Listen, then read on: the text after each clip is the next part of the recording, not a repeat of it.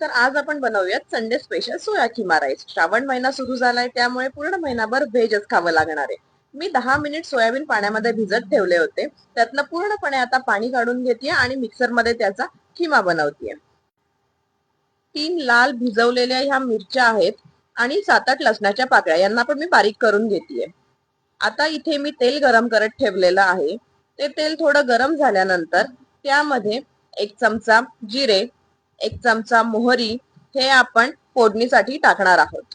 त्यानंतर त्यामध्ये मी तेजपत्ता टाकले, दालचिनी आणि कढीपत्ता टाकलेला आहे.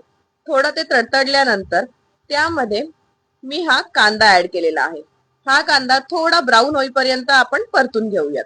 त्यानंतर वाटलेली मिरची, त्यानंतर हा खिमा हे मी आता मिक्स करते आणि त्यामध्ये टाकते टोमॅटोची प्युरी. आता हे सगळं मिक्सचर जे आहे ते प्रॉपर वेने आपण मिक्स करून घेऊयात.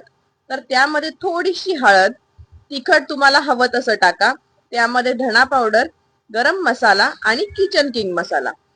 आता हे सगळे मसाले थोडा वेळ शिजून द्यायचे आहेत. त्यानंतर त्यामध्ये ऍड करायचा आहे हा शिजवलेला भात.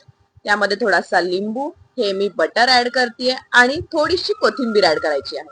आणि हा रेडी आहे आपला गरमागरम सोया खिमा राईस.